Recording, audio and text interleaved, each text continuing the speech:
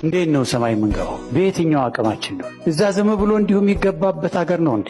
ራእይ ዮሐንስ ሲናገር እኮ አንዳች የሚያጸይፍ አንዳች ርኩስ ከቶ አይገባባትም ይላል። እንዴት ነው የምገባው? እንዴት ነው እህቴ የምትገቢው? እንዴት ነው ወንድም የምትገቢው? የሆነ ቸርች ውስጥ ያለ ሰው ተሸክሞን ነው የሚባል? እንዴት ነው እዛም ደርሰው ይህን ሁሉ ውጣ ውረድ፣ ይህን ሁሉ ሸለቆ፣ ይህን ሁሉ ተግዳሮት ሰኞ አልፈን ማክሰኞ ሌላው ሲገጥመን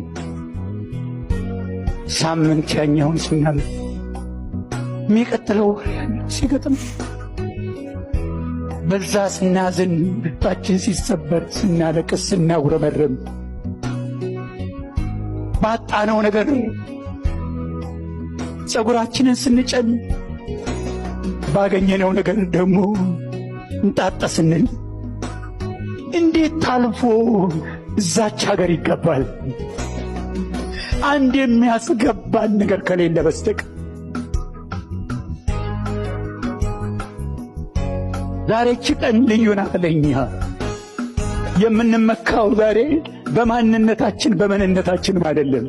ሙሉ ለሙሉ የምንመካው ኢየሱስ በመስቀል ላይ ባፈሰሰልን ደም በተቆረሰልን በዛ ክቡር ሥጋ በዛ ያንን